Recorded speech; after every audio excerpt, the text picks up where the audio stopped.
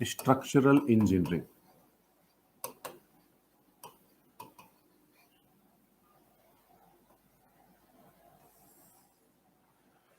Structural engineering अगर बात की जाए तो पूरे इंजीनियरिंग में, सिविल इंजीनियरिंग में जो स्ट्रक्चरल इंजीनियरिंग का पार्ट है ये दो भागों में बटा हुआ है। स्ट्रक्चरल इंजीनियरिंग का जो पार्ट है ये दो भागों में बटा हुआ है, जिसमें से पहला पार्ट जो होता है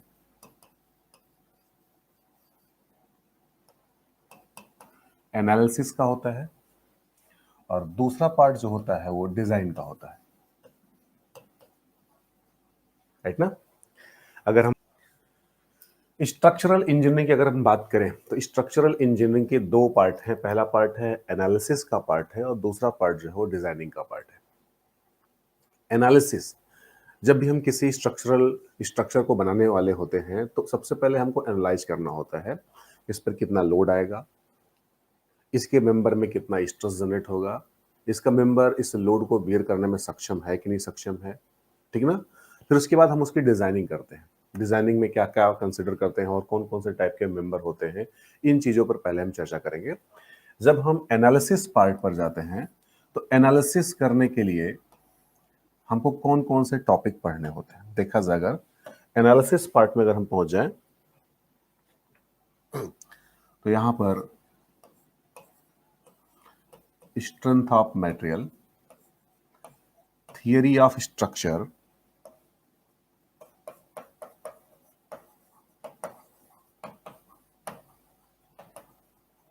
इक्विलिब्रियम की कंडीशंस,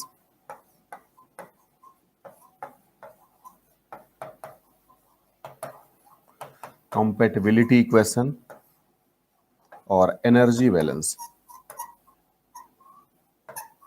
अगर हम बात करें डिजाइन वाले पोर्शन में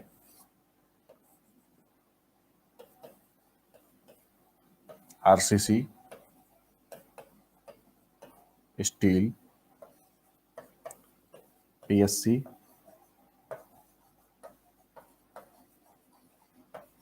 मैसोनरी,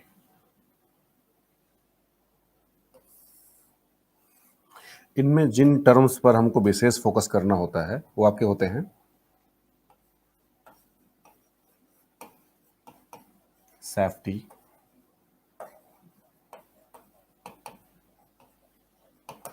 सर्विसबिलिटी,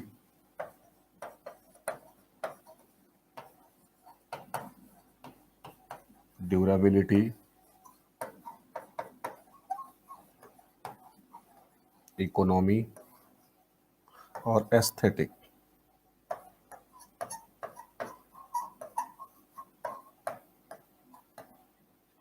एस्थेटिक्स, आइए पहले यहां से देखते हैं। इस चार्ट को आपको बनाना है, पहले समझिएगा इसको। एनालिसिस पार्ट जो है स्ट्रक्चरल इंजीनियरिंग को सबसे पहले हमने दो भागों में बांट दिया। पहला पार्ट आपका आया एनालिसिस का, दूसरा पार्ट है डिजाइन का। जब हम किसी स्ट्रक्चर के एक एक पार्ट का एनालिसिस कर लेते हैं तब जाकर के हम उसके डिजाइनिंग पार्ट में पहुंचते हैं। तो ये सारी चीजें तो हमको पढ़नी है। जाकर के फाइनली हमको आरसीसी स्ट्रक्चर पढ़ना है, स्टील स्ट्रक्चर पढ़ना है, प्रीस्ट्रस कंक्रीट भी पढ़ना है, मैसोनरी भी पढ़ना है। राइट ना? लेकिन ये चीजें आप तब कर पाएंगे जब आपके पास प्री पहले से ही एनालिसिस किया हुआ रखा हुआ। राइट ना? जैसे हम आरसीसी की डिजाइनिंग तब कर पाते हैं जब हमको बेंडिंग मोमेंट का मान पता हो, शियर फोर्स का मान पता हो। ठीक ना? इस टाइप की चीजें जब हमको पता होंगी तब हम जाकर के डिजाइनिंग कर पाएंगे। कितनी स्टील का प्रयोग करेंगे, कंक्रीट कितना यूज करेंगे, साइज क्या रखेंगे बीम की। राइट ना? तो ये यहां से जो बेंडिंग मोमेंट आएगा, शियर फोर्स आएगा, ये कहां से आएगा? इसके लिए हमको जाना पड़ेगा एनालिसिस पार्ट में। और एनालिसिस करने के लिए हम कौन कौन सा सब्जेक्ट पढ़ते हैं देखा जाए तो strength of material. Strength of material जो है ये एनालिसिस करने के लिए पढ़ा जाता है। इसी में साथ साथ में हम लोग अप्लाइड मैकेनिक्स भी पढ़ते हैं। राइट ना? तो स्ट्रेंथ ऑफ मटेरियल और अप्लाइड मैकेनिक्स ये एक एनालिसिस का पार्ट है। Theory of structure, theory of structure भी एनालिसिस के लिए ही यूज किया जाता है। दूसरा है इक्विलिब्रियम इक्वेशंस, संतुलन के सामान्य प्रतिबंध, जो कि अप्लाइड मैकेनिक्स में शामिल होते हैं। इनके द्वारा भी हम एनालाइज करते हैं, रिएक्शंस का एनालाइजेशन करते हैं कि कौन से स्ट्रक्चर में किस रिएक्शंस पर कितना लोड आ रहा है, कौन रिएक्शन किस टाइप के लोड को वियर कर रही है। ऐसे ही कंपैटिबिलिटी इक्वेशन और एनर्जी बैलेंस का प्रयोग करके भी हम एनालिसिस करते हैं स्ट्रक्चर के अलग अलग मेंबर का। जब स्ट्रक्चर की एनालिसिस हो जाती है तब हम पहुंच जाते हैं डिजाइनिंग पार्ट में। और जो डिजाइनिंग करते हैं सिविल इंजीनियरिंग में, जो सिविल इंजीनियरिंग में डिजाइनिंग करते हैं, वो डिजाइनिंग जो है किस रूप में की जाती है, या तो आरसीसी स्ट्रक्चर होगा, राइट ना, आरसीसी रेनफोर्स सीमेंट कंक्रीट होगा, या तो स्टील स्ट्रक्चर होगा, राइट ना, स्टील स्ट्रक्चर, या तो प्री स्ट्रेस कंक्रीट होगा, प्री स्ट्रेस कंक्रीट होगा, और या फिर वो मैसोनरी स्ट्रक्चर होगा, यानी कि चिनाई की गई होगी पूरे स्ट्रक्चर की, ईंटों के द्वारा चिनाई किया गया होगा।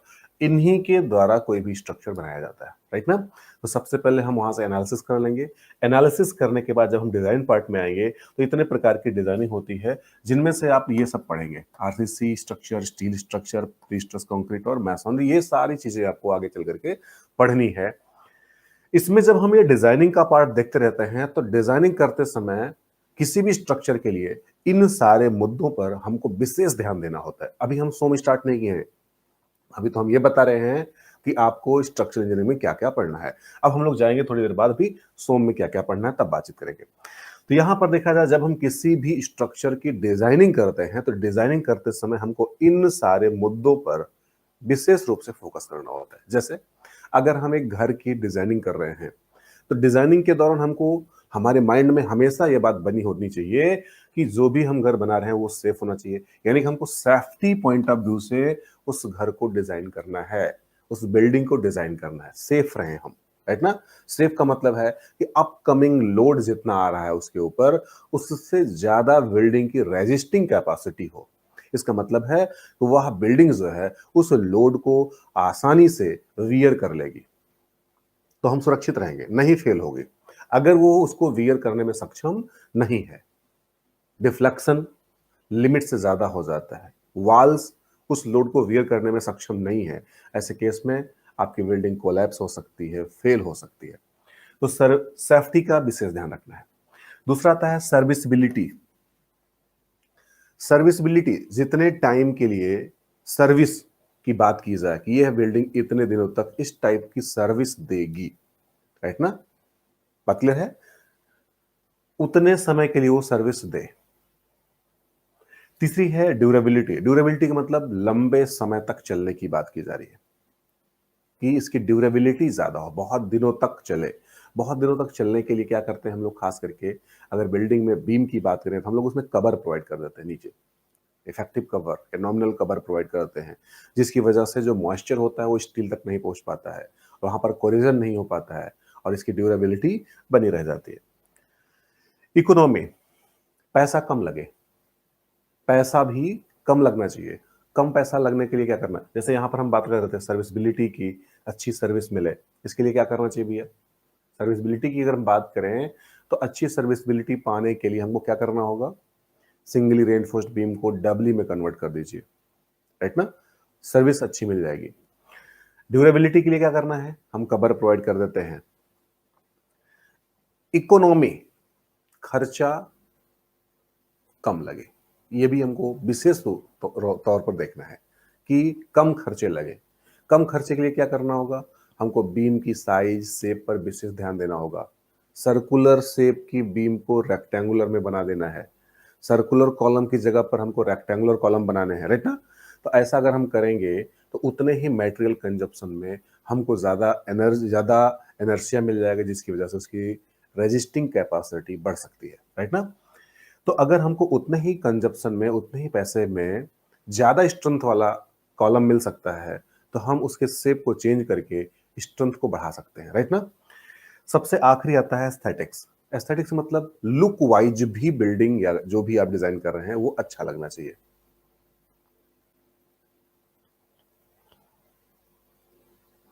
सर दीपक दिवाकर का क्वेश्चन है, सर्विसबिलिटी खत्म होने पर बिल्डिंग को दोबारा रिकंस्ट्रक्ट करते हैं कि उसी बिल्डिंग का मेंटेनेंस करते हैं। दोनों ऑप्शन होते हैं, रेनोवेशन, अल्ट्रेशन, मेंटेनेंस, ये सारी चीजें होती रहती है बिल्डिंग में, राइट ना।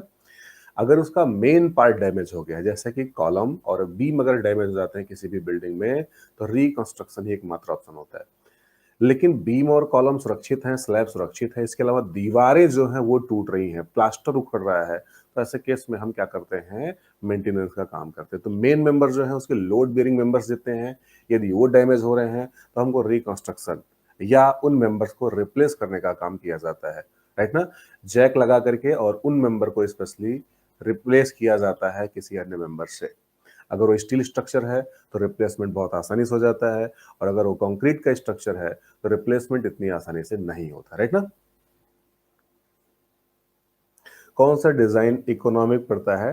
तो जैसे आप कॉलम बना रहे हैं, कॉलम में देखा जाए सर्कुलर कॉलम आप बनाएंगे उतने ही मसाले लगा करके, उतना ही मसाला कंक्रीट लगा करके। अगर आप रेक्टेंगुलर कॉलम बनाते हैं तो रेक्टेंगुलर कॉलम का मोमेंट ऑफ इनर्शिया जो होता है आई एक्स एक्स और आई वाई, ये सर्कुलर कॉलम के मोमेंट ऑफ इनर्शिया की तुलना में ज्यादा होता है, जिसकी तुलना में रेक्टेंगुलर कॉलम अधिक रेजिस्टिव होता है किसकी तुलना में, सर्कुलर की तुलना में, राइट ना।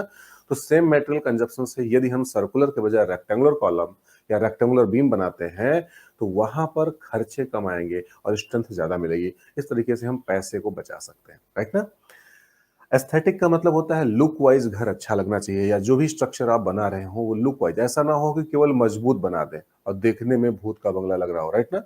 तो उसमें डिजाइनिंग का पार्ट के साथ साथ आपको आर्किटेक्चर पार्ट भी देखना होता है कि लुक वाइज घर अच्छा लगना चाहिए। कभी कभी लुक के लिए लोग क्या करते हैं, जो बीम आप बनाते हैं उस बीम का ऊपर वाला पोर्शन रेक्टेंगुलर रख देते हैं और नीचे वाला पोर्शन सर्कुलर, तो हाफ रेक्टेंगुलर और हाफ सर्कुलर करके बीम को लुक वाइज अच्छा बना देते हैं।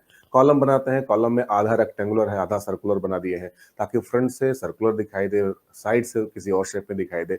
इस तरीके से लोग अच्छा लुक देने के लिए बीम के शेप और साइज को भी चेंज कर देते हैं। तो एक बार फिर से हम बात करेंगे, डिजाइनिंग जब हम करते हैं तो यहाँ पर देखिए सुरक्षा को दृष्टिगत रखते हैं, सर्विसबिलिटी जो टाइम ड्यूरेशन दिया गया है उतने दिनों तक उतने लोड को सर्विस दे सकती है। यानी कि 50 किलो न्यूटन के लिए अगर हम डिजाइन किए हैं, 5 साल का डिजाइन किए हैं, तो वह बिल्डिंग 50 किलो न्यूटन का लोड लेकर के और 5 साल तक लगातार उस लोड को बियर करेगी, राइट। ड्यूरेबिलिटी, उसकी लाइफ जो है वो ज्यादा हो और सस्ती हो, और साथ ही साथ उसमें लुक भी अच्छा आए। मैसनरी और आरसीसी में कौन इकोनॉमी पड़ेगा? मैसनरी और आरसीसी में तो मैसनरी इकोनॉमी पड़ेगा, लेकिन उसकी ड्यूरेबिलिटी और स्ट्रेंथ कम होती है, राइट ना।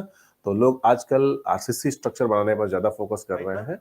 होपफुली अब आपको बातें समझ में आ गई होंगी कि हम लोग ये वाला पार्ट क्यों पढ़ते हैं। ये वाला पार्ट पढ़े हम इस पार्ट पर बिल्कुल नहीं जा सकते, राइट ना। तो इसका मतलब है कि किसी भी स्ट्रक्चर की डिजाइन करने से पहले हमको उसके पार्ट का एनालिसिस करना होता है, और उस एनालिसिस का एक पार्ट है strength of material. Strength of material एक जरिया है क्या करने के लिए, किसी भी स्ट्रक्चरल मेंबर में फोर्स और स्ट्रेस को एनालिसिस करना, ये इसका पार्ट है, सोम का पार्ट है, राइट ना। अब हम लोग बात करेंगे कि strength of material, strength of material में क्या क्या पढ़ेंगे, और फिर आप आगे बात करेंगे कि स्ट्रेंथ ऑफ मटेरियल किन किन चीजों के लिए पढ़ा जाता है। सबसे पहले क्या बात करेंगे, सिलेबस की बात करेंगे कि सोम में हम कौन कौन से चैप्टर पढ़ेंगे, राइट ना। फिर दूसरी बात करने वाले हैं कि स्ट्रेंथ ऑफ मटेरियल जो पढ़ने वाले हैं ये किस पदार्थ के लिए एप्लीकेबल होता है। किसी को सिलेबस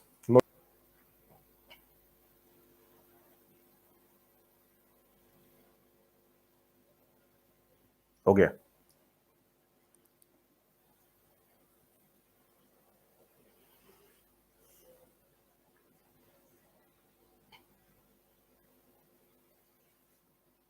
अब ये सबसे पहले अब हम लोग बात करेंगे इंट्रोडक्शन पर, और आज से अब स्टार्ट हो रहा है स्ट्रेंथ ऑफ मटेरियल, राइट ना।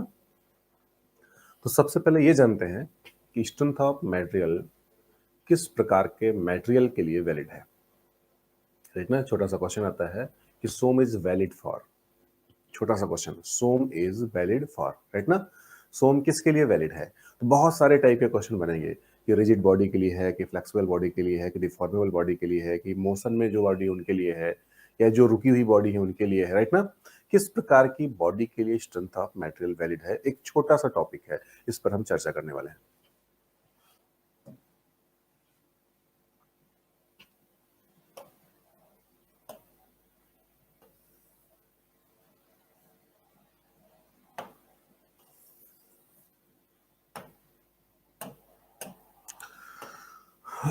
सपोज दैट ये हमारे पास कोई बॉडी है, किसी भी पदार्थ की है, किसी भी धातु की है, राइट ना, कोई भी मटेरियल है ये।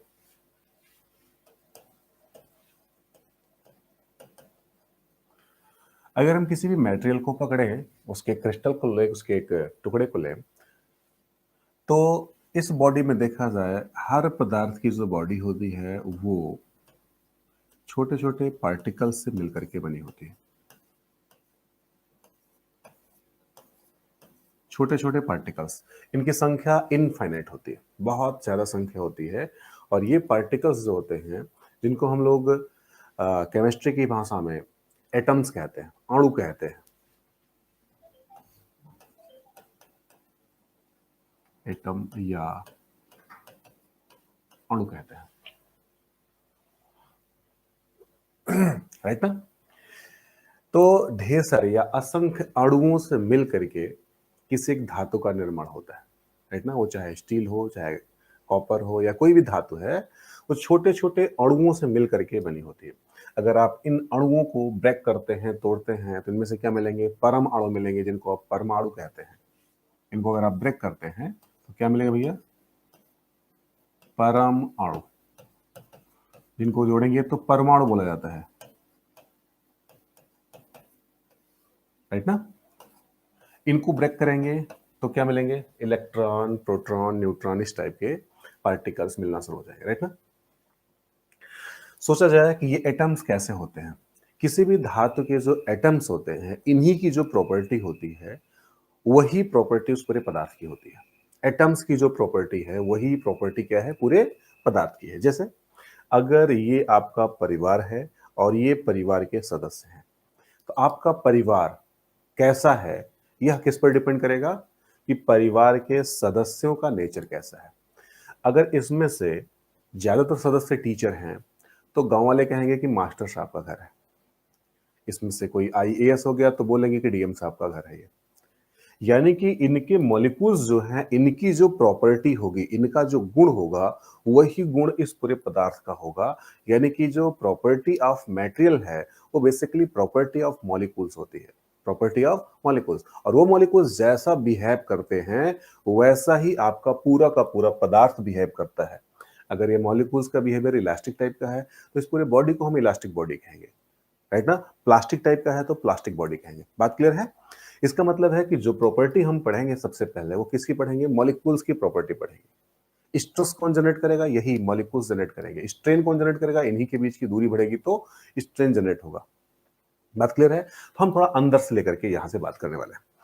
किसी भी पदार्थ में जो मॉलिक्यूल्स का सेटअप होता है, मॉलिक्यूल्स जो बैठे होते हैं उस पदार्थ के बीच में, बिल्कुल सघन होते हैं, एकदम पास पास बैठे होते हैं। इनके बीच में किसी प्रकार की गैपिंग नहीं होती है, राइट ना। एयर गैप बिल्कुल ना के बराबर होता है। तो ये मॉलिक्यूल्स एक दूसरे से जुड़े हुए होते हैं। सारे के सारे मॉलिक्यूल्स एक दूसरे से जुड़े होते हैं। इस तरह से एक बॉन्डिंग फोर्स इनके बीच में काम करता है। अगर एक केमिकल है तो केमिकल बॉन्डिंग होगी। इस तरीके से सब के सब एक दूसरे से जुड़े होते हैं, राइट ना। इनमें से किन्हीं दो मॉलिक्यूल्स को पकड़ लिया जाए और यहां पर इसको बड़ा किया जाए, अगर दो मॉलिक्यूल्स केवल पकड़े जाए, एक का नाम ए, दूसरे का नाम बी, तो इनके बीच में एक प्रकार का बॉन्डिंग फोर्स काम करता है। एक प्रकार का बॉन्डिंग फोर्स काम करता है, जो एक दूसरे को जोड़े रखने में काम करता है, राइट ना। ये जो बॉन्डिंग फोर्स होता है, अगर हम बात करें, तो इन दो मॉलिक्यूल्स के बीच में लगने वाला जो बॉन्डिंग फोर्स है, इसको हम कहते हैं inter molecular attraction force.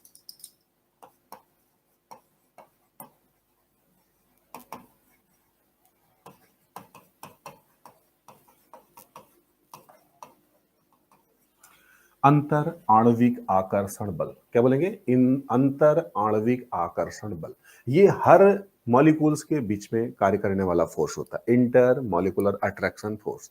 Generally अगर हम कंपेयर करें तो एक फार्मूला होता है कि प्रकृति में रखे हुए दो मॉलिक्यूल्स या दो अणुओं या दो पदार्थों के बीच में लगने वाला आकर्षण बल, उनके बीच की दूरी के वर्ग के, उनके बीच की दूरी के वर्ग के व्युत्क्रमानुपाती और उनके द्रव्यमानों के गुणनफल के समानुपाती होता है। यानी कि ये फार्मूला हम लोग पढ़े हैं, F is equal to G m1 m2 divided by r square, कुछ इस टाइप का एक फार्मूला पढ़े हैं, जहां पर जी जो हमारा ये सार्वत्रिक गुरुत्वाकर्षण नियतांक है, राइट ना। अब यहां पर देखा जाए, बाद में हम बात करेंगे किस टॉपिक पर हम चर्चा कर रहे हैं। 1 2 3 नंबर नहीं लिखे हैं, एक बार नीचे तो वीडियो आप पीछे करके लिख लीजिएगा जी, जो लोग भी नहीं लिख पाए हैं। ठीक है, वीडियो में कहीं भाग नहीं रहा है, वीडियो आपके पास अवेलेबल है, टाइम लॉस ना करें। तो यहां पर देखिए, दो मॉलिक्यूल्स के बीच में जो अट्रैक्शन फोर्स काम कर रहा है वो कहीं ना कहीं इनके द्रव्यमानों के गुणनफल के समानुपाती और इनके बीच की दूरी के वर्ग के व्युत्क्रमानुपाती है। यानी कि अगर हम सिंपल सी बात कहें तो इनके बीच में लगने वाला आकर्षण बल, इंटरनल फोर्स, एफ आई जो है ये क्या है, इंटरनल फोर्स है, राइट ना। इंटरनल फोर्स कहीं ना कहीं इनके बीच की दूरी के वर्ग के व्युत्क्रमानुपाती है। इस बात से सहमत है? F I is directly proportional to 1/r²। Simple सी बात है, यानी कि इनके बीच के जो मॉलिक्यूल्स जो हैं, इनके बीच की अगर दूरी बढ़ती है, ज्यादा होती है, या दूर दूर अगर स्थापित होते हैं, तो जाहिर सी बात है इनके बीच में जो पकड़ है वो थोड़ी सी कमजोर हो जाएगी। और अगर ये पास पास हैं तो जाहिर सी बात है इनकी मजबूती थोड़ी सी बढ़ेगी। यानी कि यदि हम किसी पदार्थ को दबा करके कॉम्पैक्ट कर दें, डेंस कर दें, डेंस का मतलब घनत्व उसका ज्यादा कर दें, तो जाहिर सी बात है उसकी मजबूती कहीं ना कहीं ज्यादा होगी। और अगर वो दूर दूर रहेंगे, मॉलिक्यूल्स थोड़ा ज्यादा दूर दूर रहेंगे, तो उनकी स्ट्रेंथ थोड़ी सी कम होगी। किसी भी पदार्थ में आप एग्जाम्पल के रूप में पढ़ सकते हैं, राइट ना। जैसे एक छोटा सा एग्जाम्पल लीजिए, आप भूजा खाते होंगे, चावल पहले होता है, चावल, और उसके बाद ले जाकर के उसको भुना जाता है। चावल जब होता है तो उसकी स्ट्रेंथ बहुत ज्यादा होती है, राइट ना। उबला हुआ चावल नहीं, सूखा जो धान के बाद बनता है उसकी बात की जाए तो उसकी स्ट्रेंथ ज्यादा होती है। क्यों? क्योंकि उसका पार्टिकल साइज बहुत छोटा होता है। अब आप चाहे उसको उबाल दीजिए और चाहे आप उसको भून लीजिए, दोनों कंडीशन उसकी साइज क्या हो जाती है, बढ़ जाती है। जैसे ही उसकी साइज बड़ी होती है, उसके मॉलिक्यूल्स के बीच की दूरियां क्या हो जाती हैं, ज्यादा हो जाती। जैसे ही मॉलिक्यूल्स के बीच की दूरी ज्यादा हुई, वैसे उनके दो अणुओं के बीच की पकड़ क्या हो गई, धीरे धीरे कमजोर हो गई, या फाई का मान कमजोर हो गया। इसका मतलब है कि चावल जो पहले था, उबलने के बाद जो चावल है, उनके दोनों की स्ट्रेंथ की तुलना की जाए तो होपफुली जिनके मॉलिक्यूल्स दूर दूर हो चुके हैं उसकी स्ट्रेंथ कहीं ना कहीं कमजोर पड़ जाएगी, राइट ना। चाहे आप भुना हुआ ले लीजिए और चाहे आप बॉयल हुआ ले लीजिए, राइट ना। इसका मतलब है किसी भी पदार्थ के मॉलिक्यूल्स को यदि आप किसी भी तरीके से दूर दूर कर ले जाते हैं, किसी भी तरीके से, चाहे आप फोर्स लगा करके, चाहे आप हीट प्रोवाइड करके, ठीक ना, या तो गर्म करेंगे या तो बल लगा करके उनके मॉलिक्यूल्स को दूर दूर करेंगे। जैसे ही पदार्थ के मॉलिक्यूल्स के बीच की दूरियां बढ़ने लगती है, कैसे दूरी बढ़ती है अभी इस पर चर्चा करेंगे हम। इनके बीच की दूरियां जैसे बढ़ने लगती हैं, वैसे वैसे पदार्थ के अणुओं के बीच लगने वाला अंतर आणविक बल, इंटर मॉलिक्यूलर अट्रैक्शन फोर्स का मान धीरे धीरे कम होने लगता है और वह पदार्थ कमजोर होता हुआ चला जाता है। यानी उसकी लोड बेरिंग कैपेसिटी या उसकी स्ट्रेंथ जो होती है वो बिल्कुल घट जाती है। बात क्लियर है? यहां तक बात क्लियर हो रही भैया?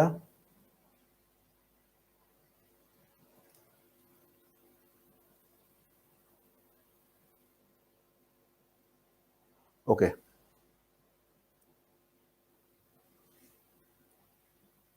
आगे बात करते हैं। अब यहां पर हम बात कर रहे हैं कि ये जो मॉलिक्यूल्स हैं, ये मॉलिक्यूल्स ये आपस में शपथ लेकर के बैठे होते हैं।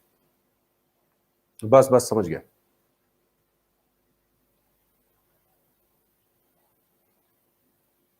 ठीक, ये जितने भी मॉलिक्यूल्स इस पूरे पदार्थ में बैठे होते हैं, ये सारे के सारे शपथ लेके बैठे होते हैं। शपथ किस बात का भैया?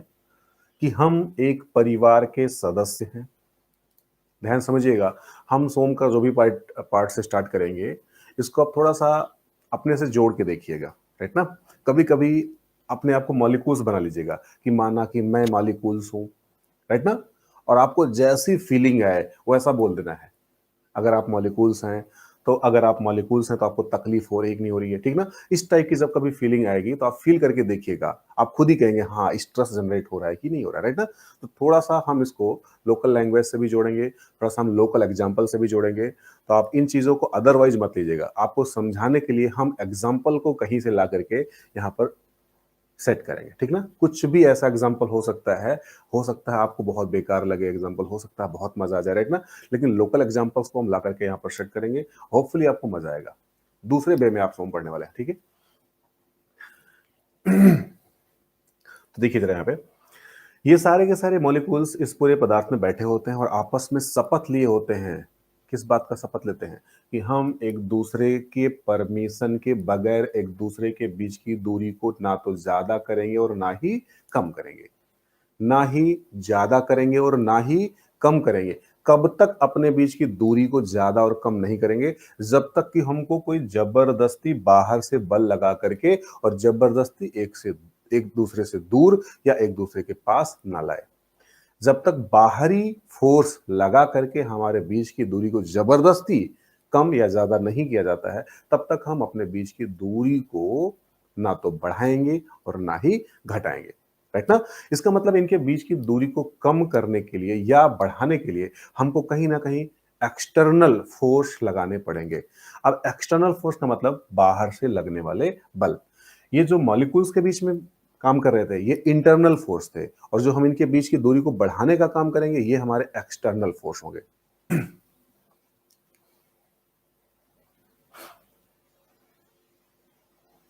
तो ये कहते हैं कि जब तक एक्सटर्नल फोर्स नहीं लगाया जाएगा तब तक हम अपने बीच की दूरी को नहीं बढ़ाएंगे। अब एक्सटर्नल फोर्स कौन कौन से टाइप के हो सकते हैं, राइट ना, कौन कौन से टाइप के? या तो हम डायरेक्ट बल लगा करके इनके बीच की दूरी को बढ़ाएंगे, और या तो हीट जनरेट करेंगे, गर्म करेंगे या ठंडा करेंगे, राइट ना। गर्म करेंगे तब भी इनके बीच की दूरी बढ़ेगी, और बल लगाएंगे तब भी इनके बीच की दूरी बढ़ेगी। इन दोनों कंडीशंस में पदार्थ के जो मॉलिक्यूल्स होते हैं ये इतनी आसानी से अपने बीच की दूरी को नहीं बढ़ने देते हैं। उस दूरी को बढ़ने और ना बढ़ने, यानी कि दूरी को बढ़ने या कम होने में बहुत ज्यादा विरोध करते हैं। उस विरोध के बारे में पढ़ना है हमको, राइट ना। तो होपफुली आपको बातें यहां तक समझ में आई होंगी। आगे हम लोग बात कर रहे हैं, यहां पर बात चल रही थी इंटरनल फोर्स की, राइट ना। थोड़ा सा आगे बढ़ते हैं।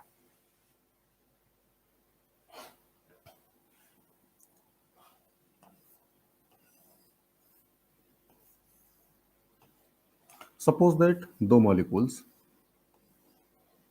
ए और बी, इनके बीच की दूरी आर है, इनके बीच की दूरी आर है, राइट ना। अगर हम इस बॉडी पर फोर्स लगाते हैं, बाहर की ओर फोर्स लगाते हैं, इस तरह से इस बॉडी पर फोर्स लगाते हैं, तो इसको आप एक्सटर्नल फोर्स कहते हैं। इस एक्सटर्नल फोर्स का रोल क्या है? जैसे हम बाहर से बल लगाते हैं वैसे ही मॉलिक्यूल्स ए और मॉलिक्यूल्स बी को इस बात का पता चल जाता है कि कोई बाहरी बल, एक्सटर्नल फोर्स हमारे बीच की दूरी को बढ़ाने का प्रयास कर रहा है, हमारे बीच की दूरी को बढ़ाने का प्रयास कर रहा है, राइट ना। जैसे ही बाहर बल लगा वैसे ए और बी को आभास हुआ कि हमारे बीच की दूरी को बढ़ाने का प्रयास किया जा रहा है। ये दोनों मॉलिक्यूल्स एक्टिव हो जाते हैं और एक दूसरे की पकड़ को मजबूत कर लेते हैं कि हम एक दूसरे से दूर नहीं जाने वाले हैं। बात क्लियर है? एक दूसरे से दूर नहीं जाएंगे चाहे जितना बल लगा ले।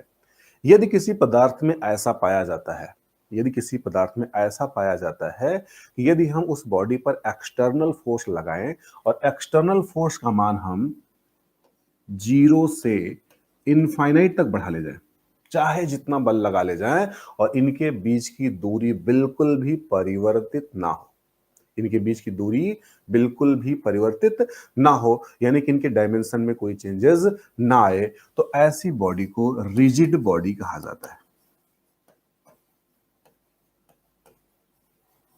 क्या कहेंगे भैया? Rigid body. After applying the external force, after applying the external force, if body is unable to change its shape and size, यदि किसी पदार्थ पर हम बाहरी बल लगाएं और बाह्य बल लगाने के बाद पदार्थ अपने शेप व साइज को परिवर्तित ना करे, यानी कि यदि हमारे पास इस टाइप की बॉडी थी, यहां पर ढेर सारे मॉलिक्यूल्स थे और सबके बीच की दूरियां आर आर आर थी, और हम बल लगाए लेकिन बल लगाने के बाद किसी भी मॉलिक्यूल्स के बीच की दूरी नहीं बढ़ी, तो इसका मतलब है कि पदार्थ की लंबाई यदि पहले L थी तो अब भी कितनी होगी, L ही होगी। चौड़ाई अगर B है, ऊंचाई H है, तो इसका मतलब पहले भी जितनी थी और अब भी उतनी ही है। यानी कि एक्सटर्नल फोर्स लगाने से पदार्थ की डायमेंशन में कोई परिवर्तन नहीं हुआ। अगर बाहरी बल लगाने से पदार्थ के डायमेंशन में किसी भी प्रकार का कोई परिवर्तन नहीं होता है, तो ऐसी बॉडी को हम रिजिड बॉडी कहते हैं। बात क्लियर है? अब आगे देखा जाए, यदि हम इसी बॉडी पर फोर्स लगाएं, इसी बॉडी पर फोर्स लगाएं और बल लगाने के बाद इन पदार्थ के मॉलिक्यूल्स के बीच की दूरी बढ़ जाए, इन पदार्थ के मॉलिक्यूल्स के बीच की दूरी बढ़ जाती है। बात क्लियर है? या कंप्रेसिव फोर्स लगाते हैं तो इनके बीच की दूरियां कम हो जाती हैं। इसका मतलब है पदार्थ का मॉलिक्यूल्स एक स्थान से दूसरे स्थान तक जा रहा है और पदार्थ की लंबाई कम अथवा ज्यादा हो रही है। बल लगाने से पदार्थ एक स्थान से दूसरे स्थान तक नहीं जा रहा है, बल लगाने से बस केवल क्या हो रहा है कि पदार्थ की लंबाई या तो बढ़ जा रही है या तो घट जा रही है। क्यों बढ़ रही है और क्यों घट रही है? क्योंकि जब हम यहां पर बल लगा रहे हैं तो पदार्थ के मॉलिक्यूल्स के बीच की दूरी या तो कम हो रही है या तो ज्यादा। तो एक लाइन में अगर 100 मॉलिक्यूल्स हैं और सभी मॉलिक्यूल्स के बीच की दूरी थोड़ी थोड़ी अगर बढ़ गई तो जाहिर सी बात है पदार्थ की लंबाई क्या हो जाएगी, बढ़ जाएगी, राइट ना? तो पदार्थ की लंबाई बढ़ी या घटी, क्यों घटी क्यों बढ़ी? बाहरी बल लगाने से। कोई जरूरी नहीं कि हम इनफाइनाइट तक फोर्स लगाए। अब हम जैसे जैसे बल लगाते जाएंगे वैसे वैसे पदार्थ के अणुओं के बीच की दूरी बढ़ेगी और पदार्थ के अणुओं के बीच की दूरी अगर बढ़ती है तो जाहिर सी बात है पदार्थ की लंबाई भी क्या हो जाएगी, बढ़ जाएगी। अगर पदार्थ पर बल लगाने से पदार्थ अपने शेप व साइज को, शेप और साइज दोनों चीजें, यानी कि इसका जो शेप है हो सकता है पहले रेक्टेंगुलर रहा हो, जैसे बल लगाएंगे तो ये हो सकता है बीच में पतला हो जाए और किनारों पर चौड़ा रह जाए, किसी अन्य शेप में बदल जाए। और इसकी जो साइज है, जो जितनी लंबाई में था उस लंबाई को भी परिवर्तित कर लेता है। तो ऐसी बॉडी को हम कहते हैं डिफॉर्मेबल बॉडी, डिफॉर्मेबल बॉडी।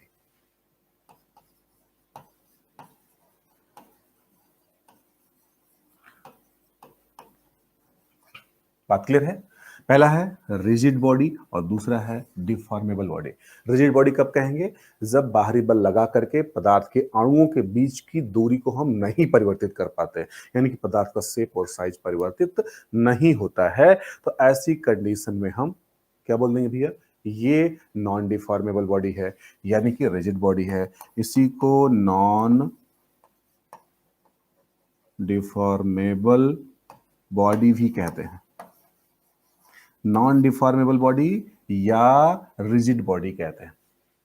इतनी बात समझ आ रही है? और अगर पदार्थ के मॉलिक्यूल्स की स्थिति चेंज हो जाती है तो उन्हें हम कहते हैं डिफॉर्मेबल बॉडी, राइट ना? तो ये जो रिजिड बॉडी है इसमें हम लोग स्ट्रेंथ ऑफ मेटेरियल का अध्ययन नहीं करते, राइट ना?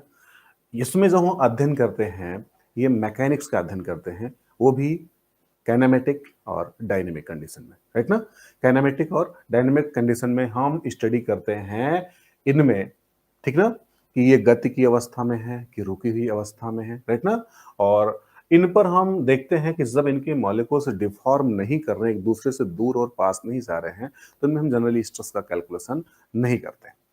आ जाता है डिफॉर्मेबल बॉडी में, राइट ना? तो सबसे पहले पहला क्वेश्चन यही पूछा गया कि बॉडी कितनी प्रकार की है, तो अब बताएंगे रिजिड बॉडी और डिफॉर्मेबल बॉडी, राइट ना? अभी हम इसके बाद भी बताएंगे कि एक और बॉडी होती है जिसको हम बोलते हैं फ्लूइडिक बॉडी। तो फ्लूइडिक बॉडी कब आ जाती है, कब फ्लूइडिक बॉडी होती है और कब नहीं होती है? तो जनरली आपने डेफिनेशन पढ़ा होगा किसको फ्लूइड कहा जाता है और किसको सॉलिड कहा जाता है, राइट ना? वही पदार्थ जो अपने शेप और साइज दोनों को फिक्स रखते हैं, राइट ना? शेप और साइज जिनका दोनों का फिक्स होता है वो सॉलिड होती है। जिनका केवल और केवल आयतन फिक्स होता है, आयतन फिक्स होता है लेकिन शेप फिक्स नहीं होता है। सॉलिड में क्या होता है, आयतन और आकार दोनों फिक्स होते हैं, लेकिन लिक्विड में क्या होता है, आयतन फिक्स होता है, आकार फिक्स नहीं होता है। तो उस पर हम बात करेंगे। जो फ्लूइडिक मॉलिक्यूल्स होते हैं वो मूवेबल होते हैं, वो अपने आप एक स्थान से दूसरे स्थान तक चलते रहते हैं, एक स्थान से दूसरे स्थान तक चलते रहते हैं, वो मोशन की अवस्था में होते हैं, राइट ना?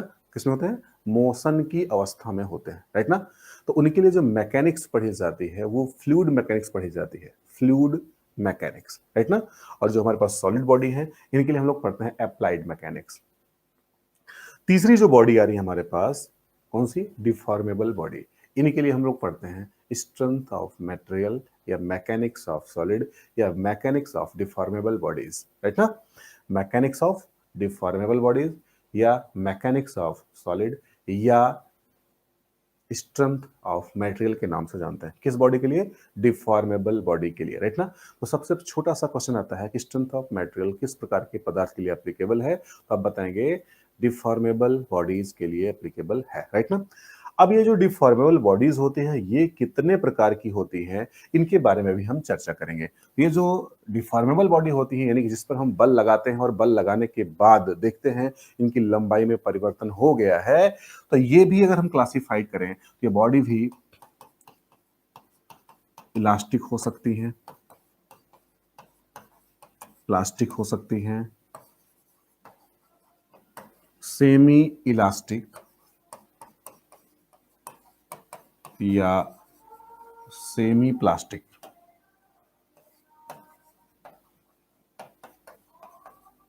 हो सकती है, राइट ना? तो ये इलास्टिक बॉडी क्या होती है, प्लास्टिक बॉडी क्या होती है, और सेमी इलास्टिक या सेमी प्लास्टिक या इलास्टोप्लास्टिक बॉडी क्या होती है, इनके बारे में हम थोड़ा सा आगे चर्चा करेंगे, राइट ना?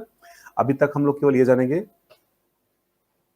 कि बॉडी कितनी प्रकार की हैं। तो पहली बॉडी है रिजिड बॉडी, दूसरी बॉडी है डिफॉर्मेबल बॉडी, तीसरी बॉडी को जो हम कहते हैं ये होती है fluidic body, fluidic body, right ना? ये ऐसी बॉडी होती है जिनके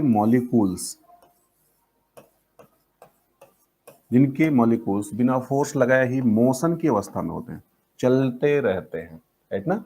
ऐसे के लिए हम लोग क्या पढ़ते हैं? फ्लूइड मैकेनिक्स पढ़ते हैं। तो फ्लूइडिक बॉडी के लिए फ्लूइड मैकेनिक्स, जो सॉलिड बॉडी है, रिजिड बॉडी है, इनके लिए हम लोग अप्लाइड मैकेनिक्स पढ़ते हैं, और जो हमारे पास डिफॉर्मेबल बॉडीज हैं उनके लिए हम स्ट्रेंथ ऑफ मटेरियल पढ़ते हैं। तो होपफुली आपको ये बात समझ में आ रही होगी कि स्ट्रेंथ ऑफ मटेरियल किस प्रकार की बॉडी के लिए एप्लीकेबल है, राइट ना?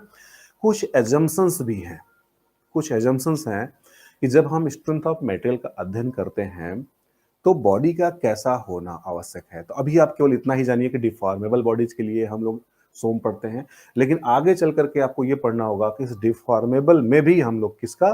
केवल इलास्टिक बॉडी के बारे में ज्यादातर पढ़ेंगे। इसके अलावा क्या होना चाहिए? बॉडी का होमोजीनियस होना चाहिए, आइसोट्रोपिक होना चाहिए, हुक के नियम का पालन करना चाहिए, राइट ना? ये सारी टर्म्स एंड कंडीशन आपको बताई जाएंगी, तब हम जाकर के उस पदार्थ के लिए सोम पढ़ पाएंगे। लेकिन अभी आपको शायद ये नहीं पता होगा कि होमोजेनियस बॉडी क्या होती है, आइसोट्रोपिक बॉडी क्या होती है, एनिसोट्रोपिक क्या होती है, ऑर्थोट्रोपिक क्या होती है, तो किस पदार्थ के लिए सोम वैलिड है। तो हम जब इनकी प्रॉपर्टीज के बारे में पढ़ ले जाएंगे तब हम बताएंगे कि इसके लिए सोम वैलिड है और इसके लिए सोम वैलिड नहीं है, राइट ना?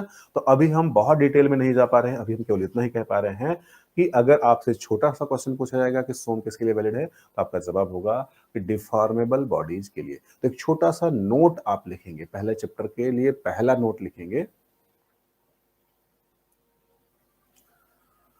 पहला नोट,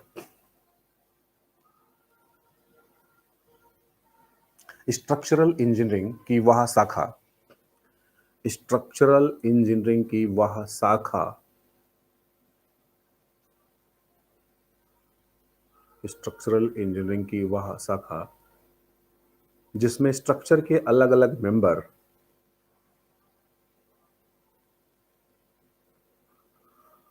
जिसमें स्ट्रक्चर के अलग अलग मेंबर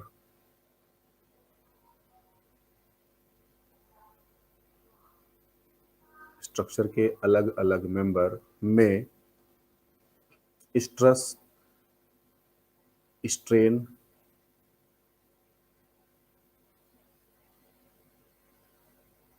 कॉमा रिएक्शंस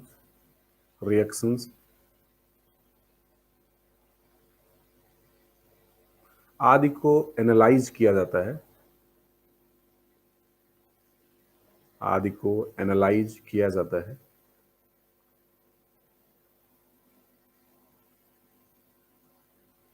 आदि को एनालाइज किया जाता है। Strength of material, strength of material या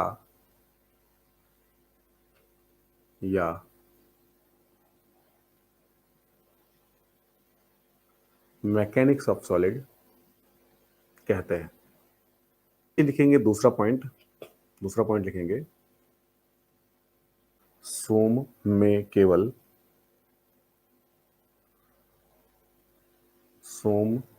केवल डिफॉर्मेबल बॉडीज का अध्ययन किया जाता है।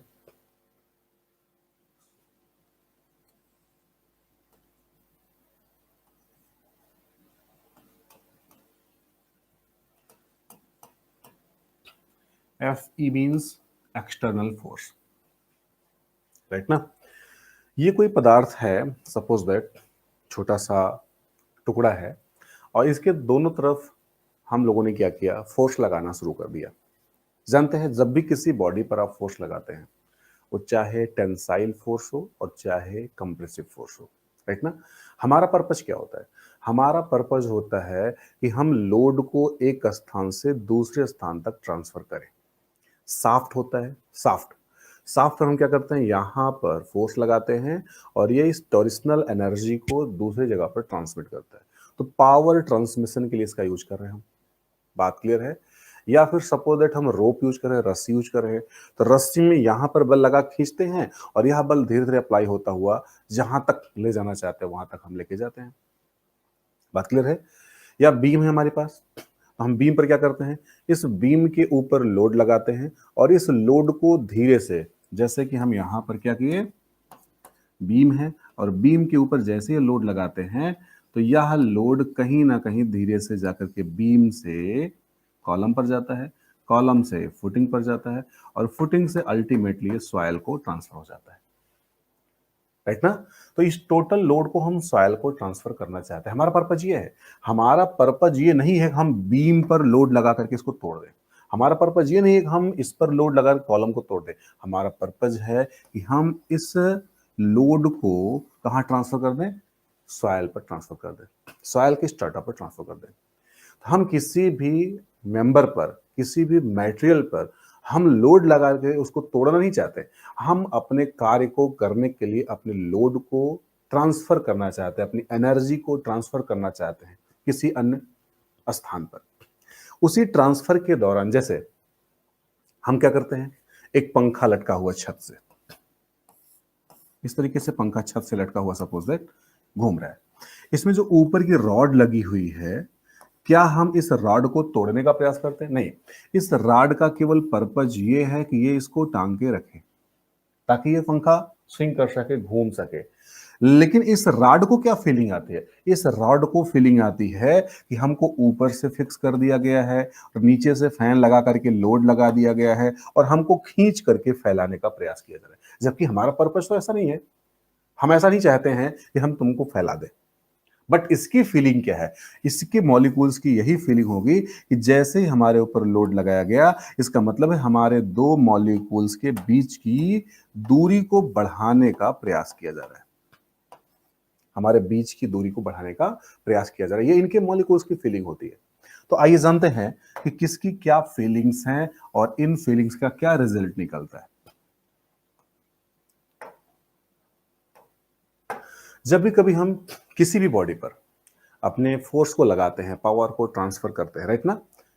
ये फोर्स वैसे वैसे क्या है, सपोज दैट ये ट्रॉली है, सपोज दैट ये ट्रॉली है, यहाँ पर ट्रैक्टर लगाएंगे तो जाहिर सी बात है कि जो ट्रॉली और ट्रैक्टर के बीच में एक पोर्शन होता है उसमें बल लगता है, खिंचाव लगता है, और खिंचाव लगता है तो यह खिंचाव जो होता है ये ट्रॉली को खींचने के लिए लगता है, राइट ना।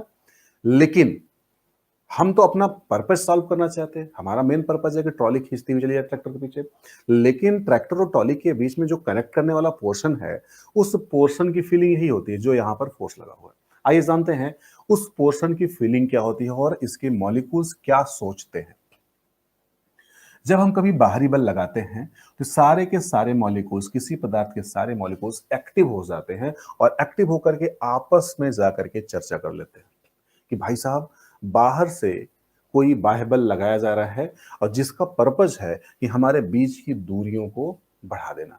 हमारे बीच की दूरी को बढ़ाने के लिए बाहर से कोई फोर्स लगाया जा रहा है। इनकी सोच ये नहीं है वो अपना काम निकालने के लिए फोर्स लगा रहा है, इनकी सोच ये है कि हमारे बीच की दूरी को बढ़ाया जा रहा है। यदि कि ये मॉलिक्यूल सब सजग हो जाते हैं और कहते हैं कि देखिए हम लोग एक दूसरे से एक प्रॉपर डिस्टेंस पर बैठे हैं, हम नहीं चाहते हैं कि हमारे बीच की दूरी कोई बढ़ा पाए, हम नहीं चाहते हैं कि हमारे बीच की दूरी कोई बढ़ाए। इसके लिए हम क्या करेंगे, हम और आप सब लोग ये आपस में मिल करके एक दूसरे को खूब जकड़ के एक फोर्स लगाएंगे, जिसको नाम देंगे इंटरनल फोर्स। बात क्लियर है? अगर इन्हीं को थोड़ा सा कट किया जाए, यहीं से अगर हम इसको कट कर दें तो क्या निकल के आएगा? ये निकल के आएगा कि इस बॉडी को यहां से कट किया गया,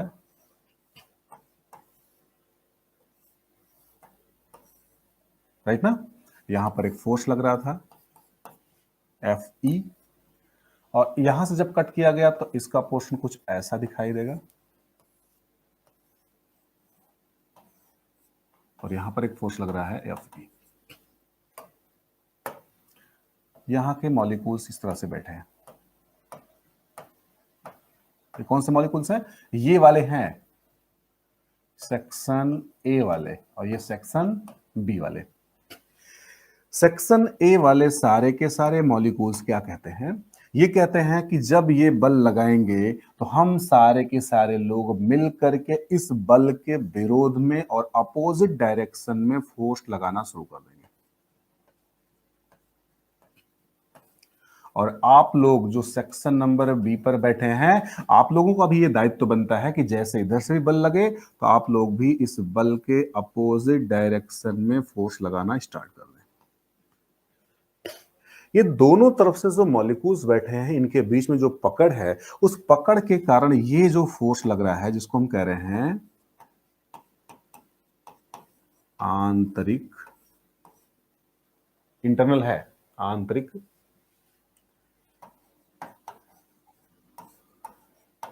प्रतिरोधी बल। और ये क्या है? बाह्य बल है, जिसको आप बोलते हैं एक्सटर्नल फोर्स, राइट ना? ये कौन सा फोर्स है भैया?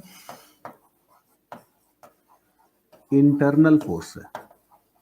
वो भी कौन सा? रेजिस्टिंग फोर्स है, राइट ना? तो जब हम बाहरी बल लगाते हैं तो पदार्थ के सारे मॉलिक्यूल्स इस बात का विरोध करते हैं कि हमारे बीच की दूरी बढ़नी नहीं चाहिए। इसके लिए चाहे जो करना पड़े, ये अपने बीच की दूरी को बढ़ने नहीं देते हैं, और अपने बीच की दूरी को बढ़ने से रोकने के लिए, डिफॉर्म होने को रोकने के लिए ये क्या करना शुरू कर देते हैं? इस बाह्य बल के विरोध में आंतरिक रूप से एक बल लगाना शुरू कर देते हैं। इस आंतरिक बल को अगर हम एफ आई कह दें, इंटरनल फोर्स कह दें, बात क्लियर है? इंटरनल फोर्स कह रहे हैं, तो इसी इंटरनल फोर्स को हम प्रतिरोधी बल या प्रतिक्रियात्मक बल या इसी को प्रतिबल कहते हैं।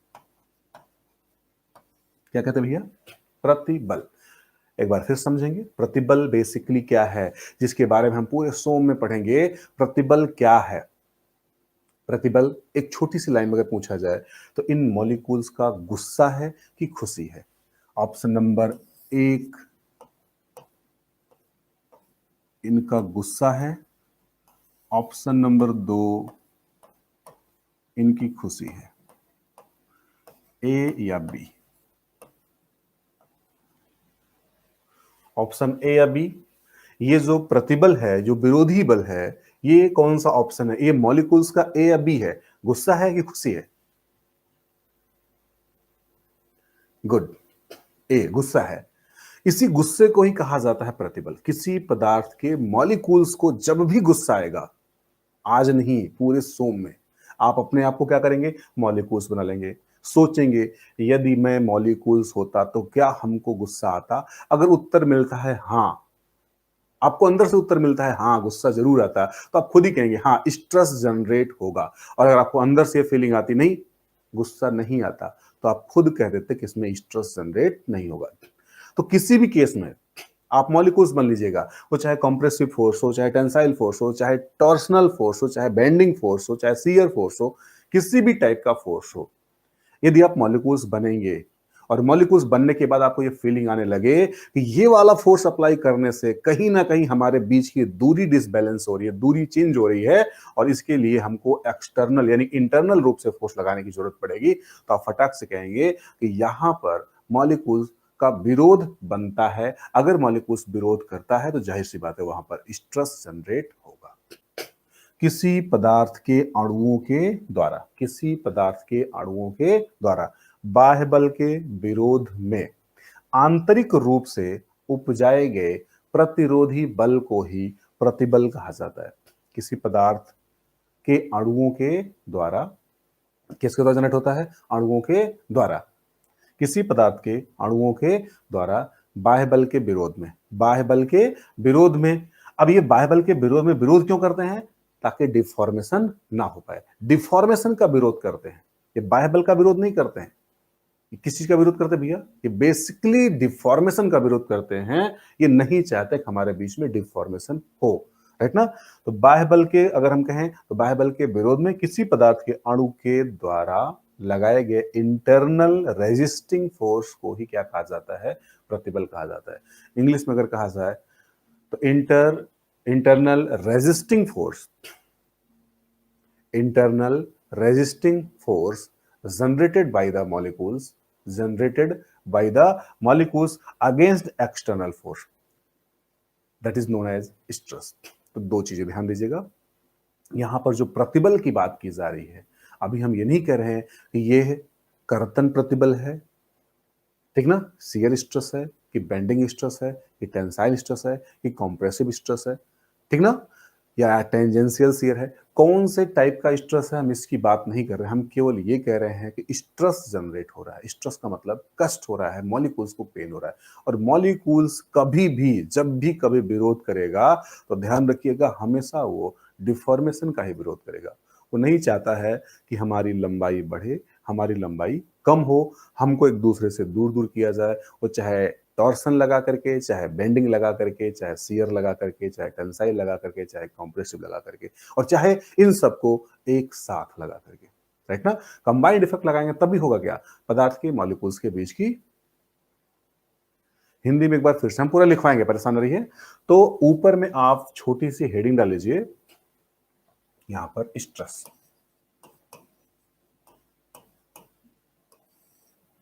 और ये फिगर बना लीजिए, फिर हम डेफिनेशन लिखवा दें। डेफिनेशन लिखिएगा, पहले हिंदी में लिखेंगे डेफिनेशन। किसी पदार्थ के, किसी पदार्थ के अणुओं के द्वारा, किसी पदार्थ के अणुओं के द्वारा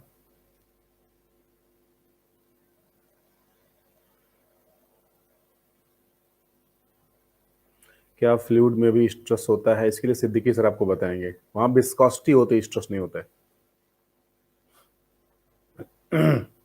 किसी पदार्थ के अणुओं के द्वारा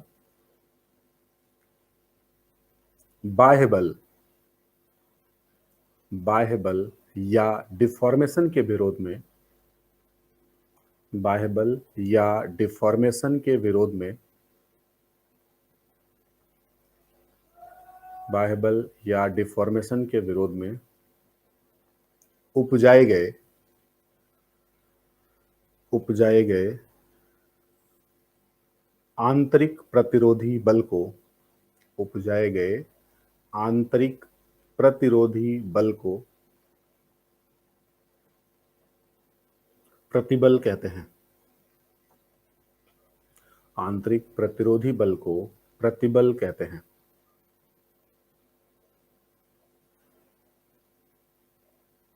आंतरिक प्रतिरोधी बल को प्रतिबल कहते हैं। इंग्लिश में भी नोट करना चाहें तो नोट कर लें। Internal resisting force,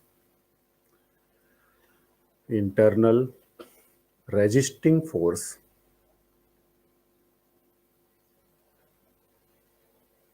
generated by the molecules, generated by the molecules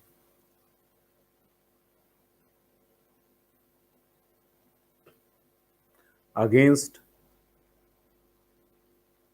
against external force, against external force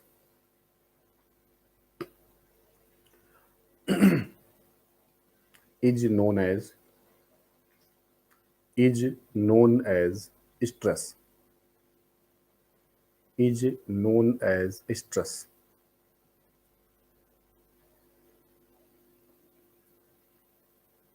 is known as stress. Anurag Tiwari, आप नोट नहीं कर रहे हो लग रहा है. Is known as stress. तो इसका मतलब है देखा जाए अगर, तो ये बात आई इंटरनल फोर्स की, ये बात है एक्सटर्नल फोर्स की. इंटरनल और एक्सटर्नल फोर्स की बात है. यहां पर होता क्या है कि इंटरनल और एक्सटर्नल फोर्स के मान आपस में बराबर लेकर के और कैलकुलेशन किया जाता है. बात क्लियर है. अगर हम यहां पर दूसरी बात करें कि ये जो इंटरनल रेजिस्टिंग फोर्स लग रहा था, अगर इसका एरिया कैपिटल ए बोल दिया जाए, इसका एरिया कैपिटल ए बोल दिया जाए, तो total resisting force, total internal resisting force जितना लग रहा था F I, internal resisting force, अगर हम उसको उसी के क्रॉस सेक्शनल एरिया से डिवाइड कर देते हैं, तो प्रति एकांक क्षेत्रफल पर, प्रति एकांक क्षेत्रफल पर कार्य करने वाला रेजिस्टिंग फोर्स पता चल जाएगा. प्रति एकांक क्षेत्रफल पर कार्य करने वाले इसी प्रतिबल को प्रतिबल तीव्रता कहा जाता है. प्रतिबल तीव्रता, या इसी को स्ट्रेस इंटेंसिटी, स्ट्रेस इंटेंसिटी कहते हैं. और इसी स्ट्रेस इंटेंसिटी को बेसिकली सिग्मा से रिप्रेजेंट किया जाता है. तो सिग्मा इज इक्वल टू क्या होगा, internal resisting force divided by area. कौन सा एरिया, क्रॉस सेक्शनल एरिया. इसके बारे में आगे चर्चा होगी. Stress is equal to internal resisting force divided by area. प्रति एकांक क्षेत्रफल पर पदार्थ के अणुओं के द्वारा लगाया गया विरोधी बल ही प्रतिबल तीव्रता कहलाता है. और बेसिकली हम लोग इसी को पूरे सौम्य में स्ट्रेस मानते हैं. तो अगर कहा जाए कि स्ट्रेस क्या है, तो ये वाला जो स्ट्रेस है ये टोटल एरिया पर कार्य करने वाला स्ट्रेस था. और अगर हम उसी को उसके क्रॉस सेक्शनल एरिया से भाग दे देते हैं, तो जो हमको स्ट्रेस का मान मिलेगा वो प्रति एकांक क्षेत्रफल वाला मिलेगा. और इसे हम कहेंगे, अगर एफ का मात्रक न्यूटन है और एरिया का मात्रक mm स्क्वायर है, तो इसका मात्रक बन जाता है न्यूटन पर mm स्क्वायर. तो ये जो सिग्मा है ये बेसिकली क्या है, स्ट्रेस नहीं है, ये स्ट्रेस इंटेंसिटी है, प्रतिबल की तीव्रता है. राइट ना, स्ट्रेस इंटेंसिटी है. और इसी स्ट्रेस इंटेंसिटी को पूरे सोम में हर जगह पर स्ट्रेस के नाम से कंसीडर किया गया है. जब भी कभी आपको स्ट्रेस बोला जाए तो आप यही समझेंगे कि न्यूटन पर mm स्क्वायर की बात चल रही है. राइट ना, स्ट्रेस का मतलब यही है. लेकिन सामान्य कैलकुलेशन के लिए हम लोग क्या करते हैं, इस एफ आई की जगह पर जब हम कैलकुलेशन करते हैं, एनालिसिस करते हैं, तो एफ आई की जगह पर हम लोग एफ ई लेकर के चलते हैं और एरिया को वही ले लेते हैं. कौन सा एरिया, ए ले लेते हैं. ए का मतलब है इसका क्रॉस सेक्शनल एरिया जो आ रहा है उस एरिया को लेते हैं. और इस एफ ई अपॉन ए, ये जो पोर्शन आ रहा है ये बेसिकली इंटरनल फोर्स नहीं है, external force divided by area है. इसको हम एनालिसिस के लिए लेते हैं. वास्तव में यह प्रतिबल तीव्रता नहीं है. प्रतिबल तीव्रता यह है, लेकिन एनालिसिस करने के लिए हम क्या करते हैं, इसको इसके बराबर मान करके और फिर आगे का पार्ट एनालिसिस करते हैं. यहां तक कोई तकलीफ भी है, इसको भी नोट कर लेंगे आप लोग.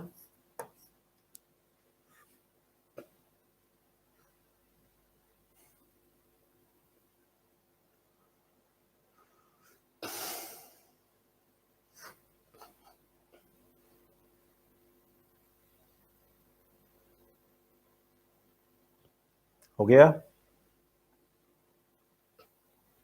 अब आइए बात करते हैं यहां पर.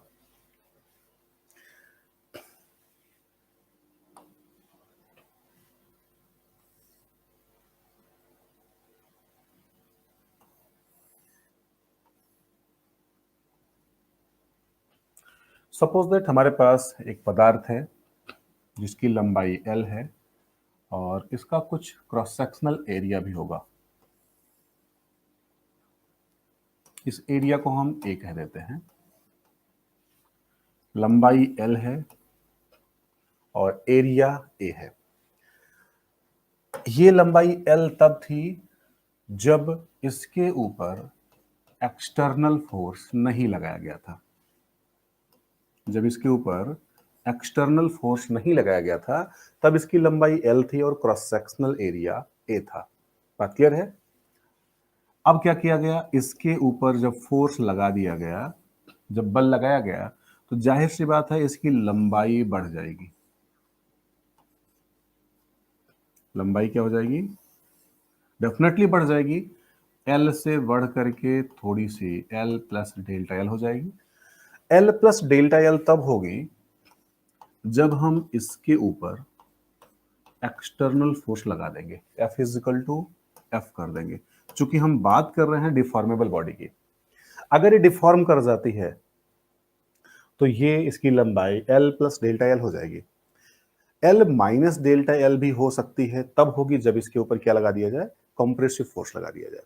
अब ध्यान दीजिएगा, जब हम इसके ऊपर फोर्स लगा दिए तो जाहिर सी बात है जो इसका एरिया ए था वह एरिया अब कम हो जाएगा या ज्यादा हो जाएगा, तो आप बताएं कम हो जाएगा। क्योंकि लंबाई बढ़ेगी तो वो पदार्थ पतला होगा, और जब पतला होगा तो उसका क्रॉस सेक्शनल एरिया क्या हो जाएगा, कम हो जाएगा। यानी कि एक बात तो पता चली कि जब हम टेंसाइल फोर्स लगाएंगे तो उसका क्रॉस सेक्शनल एरिया कम होगा, और अगर हम कंप्रेसिव फोर्स लगाएंगे तो उसकी लंबाई कम होगी लेकिन क्रॉस सेक्शनल एरिया जाहिर सी बात है कि जब हम यहां पर F बराबर F फोर्स लगा देंगे तो इसकी लंबाई बढ़ेगी और इसका एरिया कम हो जाएगा।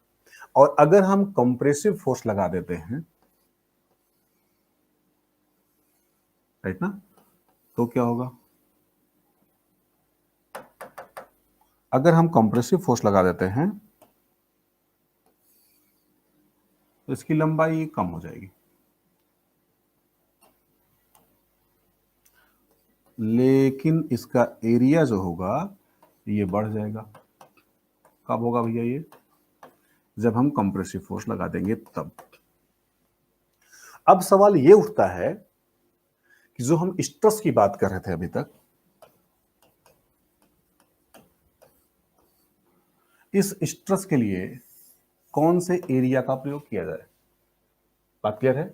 अगर हम बात करें स्ट्रेस इज इक्वल टू, तो F जो बाहरी बल लग रहा है, राइट ना, F, क्योंकि कैलकुलेशन के लिए हम वही ले रहे हैं, F या एफ आई लिखते थे, एफ आई को हमने कहा था कि आप एफ ई के बराबर ले लीजिए। F अपान ए लिखा जाए या F अपान ए डैश लिखा जाए। ध्यान दीजिएगा, ए डैश का मतलब है, ये जो ए डैश है इसको कहा जाता है एरिया आफ्टर लोडिंग, और जो ए है इसको कहा जाता है एरिया बिफोर लोडिंग। तो इसको हम ओरिजिनल क्रॉस सेक्शनल एरिया जो ए है यहां पर, इसको हम दो चीज कहते हैं, एरिया बिफोर लोडिंग, या ए डैश को हम कहें तो इसको कहेंगे एरिया आफ्टर लोडिंग कहा जाता है, राइट ना। इसी को हम ओरिजिनल एरिया भी कहते हैं। अब सवाल यह है कि जब हम स्ट्रेस कैलकुलेट करेंगे तो स्ट्रेस कैलकुलेशन के लिए जो फोर्स है, इस फोर्स को कौन से एरिया से भाग देंगे, ए से भाग देंगे या ए डैश से भाग देंगे, राइट ना। एरिया बिफोर लोडिंग वाले से भाग देंगे या एरिया आफ्टर लोडिंग वाले से भाग देंगे। तो यहां पर बात ये आई कि चूंकि हम लोग इंजीनियर बनेंगे, इंजीनियर पार्टी हैं, इंजीनियरिंग में इतना ज्यादा पॉसिबिलिटी नहीं है कि जैसे जैसे सपोज दैट इसकी लंबाई 1 मीटर है और हम फोर्स लगाए तो इसकी लंबाई सपोज दैट 1 मिलीमीटर बढ़ गई। 1 मिलीमीटर लंबाई बढ़ने से इसके एरिया में कितनी कमी आई, बहुत मैग्नीट्यूड कमी आएगी, और उस कमी को हम आसानी से कैलकुलेट नहीं कर पाएंगे।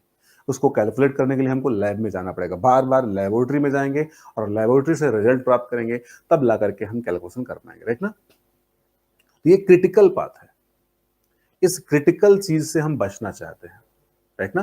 इंजीनियर लोग क्या किए, इस क्रिटिकल चीज से बचना चाहे और उन्होंने कहा कि जब भी हम एनालिसिस करेंगे, जब भी हम कैलकुलेशन करेंगे, तो अगर पदार्थ की लंबाई में थोड़ी सी वृद्धि हो जाती है तो उसके कारण जो एरिया में चेंजेज होता है, हम उस चेंजेज को कंसीडर नहीं करेंगे। जो पदार्थ का पहले का एरिया था, हम उसी एरिया को लेकर के और आगे एनालिसिस करते चले जाएंगे। ऐसा इंजीनियर लोगों का मानना था, राइट ना। उन्होंने कहा कि हम जो पहले एरिया था उसी एरिया से भाग देंगे, जबकि वास्तविकता में यह गलत है। वास्तविकता में अगर हम स्ट्रेस की वास्तव वास्तव में बात करें, तो स्ट्रेस का मतलब है कि सपोज दैट ये बॉडी है, जब हम इसके ऊपर बल नहीं लगाए थे, लेकिन जब हम बल लगाए और बल लगा के इसको यहां तक खींच लिए, तो जाहिर सी बात है इसका क्रॉस सेक्शन कम हो गया होगा, और क्रॉस सेक्शन कम हो जाएगा तो बल और बटा क्षेत्रफल, कौन सा क्षेत्रफल, उस समय का क्षेत्रफल, जिसको हम इंस्टैन्टेनियस एरिया कहते हैं, या उसी को हम एरिया आफ्टर लोडिंग कहते हैं। इंस्टैन्टेनियस एरिया उस समय का एरिया जब इसके ऊपर लोड लगाया गया था। बात क्लियर है। तो इंस्टेंटेनियस एरिया की अगर हम बात कर लेते हैं, उस समय की एरिया की बात कर लेते हैं, और उस एरिया से अगर भाग देते हैं किसको, अप्लाइड फोर्स को, तो अप्लाइड फोर्स को अगर हम उस समय के एरिया से भाग देते हैं, कौन से एरिया से भैया, जब लोड लगाया गया था, तो वास्तव में एक्चुअल स्ट्रेस आता है। लेकिन इंजीनियर लोग वह एरिया कैलकुलेट करने में सक्षम नहीं थे। सक्षम तो हो सकते हैं, लेकिन बार बार एनालिसिस के दौरान वो लैब में जाना पसंद नहीं करेंगे। यानी कि थोड़ा सा लोड बढ़ाए, 10 किलो न्यूटन के बजाय जैसे 11 करेंगे, तो लंबाई थोड़ी सी और ज्यादा बढ़ जाएगी। उस समय उसका क्रॉस सेक्शनल एरिया कितना है, यह एनालिसिस करना, यह कैलकुलेट कर पाना पॉसिबल नहीं हो पा रहा था।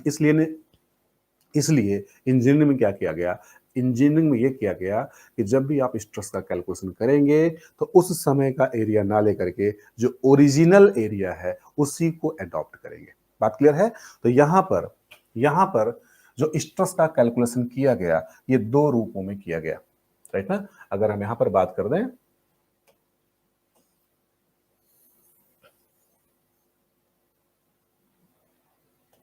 अगर हम यहां पर छोटी सी बात करें, तो बात निकल के ये आई कि स्ट्रेस को दो भागों में बांट दिया गया। पहला कहा गया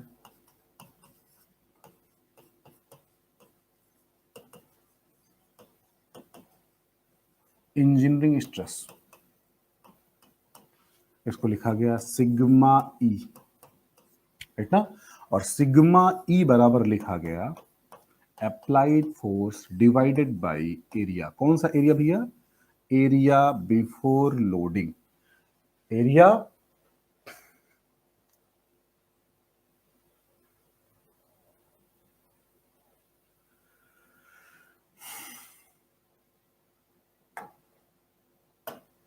और नंबर बी पर बात किया जाए, अगर बी पर, तो उसको कहा गया एक्चुअल स्ट्रेस। और एक्चुअल स्ट्रेस में सिग्मा ए की बात की गई, और सिग्मा ए बराबर बात किया गया एफ अपान ए डैश। अब यहां पर बात आई कि स्ट्रेस बेसिकली कितने प्रकार के हैं, तो अब बताएंगे। स्ट्रेस दो प्रकार के हैं, कौन कौन से, एक है इंजीनियरिंग स्ट्रेस और एक है एक्चुअल स्ट्रेस। इंजीनियरिंग स्ट्रेस किसे कहेंगे, तो आप बताएंगे कि applied force divided by area before loading, तो हम उसको कहेंगे इंजीनियरिंग स्ट्रेस। और आफ्टर लोडिंग अगर ले लेते हैं तो क्या बोल देंगे भैया, उसको हम बोल देंगे ये एक्चुअल स्ट्रेस है। होपफुली आप समझ पा रहे होंगे। एक्चुअल स्ट्रेस और इंजीनियरिंग स्ट्रेस, स्ट्रेस को दो कैटेगरी में बांट दिया गया। तो पहले हम लोगों ने समझा स्ट्रेस क्या है, अब समझ रहे हैं कि स्ट्रेस कितने प्रकार का होता है। तो ये अभी हम बेसिक क्लासिफिकेशन कर रहे हैं, अभी हम आगे और भी क्लासिफिकेशन करेंगे, राइट ना। स्ट्रेस के और भी रूप बताएंगे, 5 और रूप बताएंगे कौन कौन से स्ट्रेस होते हैं, फिर कंबाइंड स्ट्रेस की बात करेंगे, राइट ना। तो यहां पर अभी देखा जाए, स्ट्रेस के दो मूल रूप आए हैं आपके सामने, जिनको कहा गया एक्चुअल स्ट्रेस और इंजीनियरिंग स्ट्रेस। होपफुली यहां तक बात समझ में आ रही है। अब देखा जाए कि ये जो एफ अपान ए है, ये चेंज नहीं होता है। आप चाहे कंप्रेसिव फोर्स लगा दीजिए और चाहे टेंसाइल फोर्स लगा दीजिए, कंप्रेसिव फोर्स लगाएंगे तब भी और टेंसाइल फोर्स लगाएंगे तब भी, क्योंकि फोर्स हम वही लगाएंगे और एरिया हमको पहले वाला लेना है। इसका मतलब है कि जो इंजीनियरिंग स्ट्रेस है, ये टेंशन में और कंप्रेशन में दोनों में सेम रहेगा। लेकिन जब हम एक्चुअल स्ट्रेस की तरफ जाएंगे, एक्चुअल स्ट्रेस की तरफ जाएंगे, तो ध्यान दीजिएगा क्या होगा, जब हम टेंसाइल फोर्स लगाएंगे, जब हम टेंसाइल फोर्स लगाएंगे तो एरिया का मान घट जाएगा, और एरिया का मान जब घटेगा तो यफ अपान ए डैश का मान क्या हो जाएगा, क्योंकि ए डैश का मान कम तो यफ अपान ए डैश का मान बढ़ जाएगा। तो यहां पर छोटे से नोट पॉइंट आते हैं। ये जो नोट पॉइंट हैं इनको जरा ध्यान से देख लीजिए। पहला नोट पॉइंट आपका ये आता है कि यदि हम किसी बॉडी पर टेंसाइल फोर्स लगाते हैं, यदि हम किसी बॉडी पर टेंसाइल फोर्स लगाते हैं, यानी कि इसको इसको पकड़ना है आपको, टेंसाइल फोर्स लगाते हैं, तो सिग्मा इंजीनियरिंग और सिग्मा एक्चुअल में कौन ज्यादा होगा। तो ध्यान दीजिएगा, अगर हम टेंसाइल फोर्स लगाते हैं तो सिग्मा इंजीनियरिंग का मान होता है यफ अपान ए, और सिग्मा एक्चुअल का मान होता है यफ अपान ए डैश। ध्यान दीजिएगा, जब हम टेंसाइल फोर्स लगाएंगे तो इसमें जो ए डैश का मान है, ये जो ए डैश का मान है, टेंसाइल फोर्स लगाने पर ए डैश का मान कम हो जाता है, और यह मान अगर ए डैश का कम हो जाएगा तो इस बल में अगर हम कम से भाग देंगे तो यह मान ज्यादा हो जाएगा और यह मान कम रह जाएगा। इसका मतलब यदि हम किसी बॉडी पर टेंसाइल फोर्स लगाते हैं तो जो एक्चुअल स्ट्रेस है उसका मान बढ़ जाएगा या ज्यादा होगा। तो एक छोटा सा क्वेश्चन पूछा जाता है कि यदि किसी बॉडी पर टेंसाइल फोर्स लगाया जा रहा हो तो उस बॉडी में ऑप्शन नंबर 1 होगा इंजीनियरिंग स्ट्रेस का मान एक्चुअल से ज्यादा होगा, एक्चुअल का मान इंजीनियरिंग से ज्यादा होगा, दोनों के मान आपस में बराबर होंगे। इस तरीके से क्वेश्चन पूछा जा सकता है। तो इसका मतलब आप क्या लिखेंगे, यदि किसी बॉडी पर टेंसाइल फोर्स लगाया जा रहा है तो उस बॉडी में एक्चुअल स्ट्रेस का मान इंजीनियरिंग स्ट्रेस की तुलना में ज्यादा होगा। सेम टाइप से अगर दूसरा नोट पॉइंट देखा जाए, यहां पर पॉइंट नंबर 1 ये हो गया। पॉइंट नंबर 2 की अगर हम बात करें तो आप कह सकते हैं यदि किसी बॉडी पर कंप्रेसिव फोर्स लगाया जा रहा हो, ये तो टेंसाइल है, दूसरा यदि कंप्रेसिव फोर्स लगाया जाए तो क्या होगा। ऐसे केस में फिर से वही होगा कि इंजीनियरिंग स्ट्रेस और एक्चुअल स्ट्रेस, इंजीनियरिंग का मतलब यफ अपान ए, एक्चुअल का मतलब है यफ अपान ए डैश, इन दोनों में अगर देखा जाए तो क्या होगा, जब हम कंप्रेसिव फोर्स लगाएंगे तो यह एरिया बढ़ जाएगा। कंप्रेसिव फोर्स लगाएंगे, पदार्थ छोटा होगा, क्रॉस सेक्शनल एरिया बढ़ेगा, और जब एरिया बढ़ जाएगा तो पूरे में इसका मान कम हो जाएगा, यानी कि यह मान कम, यह मान ज्यादा, यानी कि एक्चुअल स्ट्रेस का मान कम और इंजीनियरिंग स्ट्रेस का मान ज्यादा होगा। ऐसा कब होगा, जब हम किसी बॉडी पर कंप्रेसिव फोर्स लगा देंगे। ये नोट पॉइंट भी आपको नोट करना है, ये 1 नंबर 2 नंबर रखना। तो सबसे पहले आप जाने एक्चुअल स्ट्रेस और इंजीनियरिंग स्ट्रेस क्या है, फिर उसके बाद आपने नोट सीखा कि जब हम टेंसाइल फोर्स लगाएंगे तो कौन सा ज्यादा होगा और जब कंप्रेसिव फोर्स लगाएंगे तो कौन सा ज्यादा होगा। कल मिलते हैं। Thank you class, have a nice day.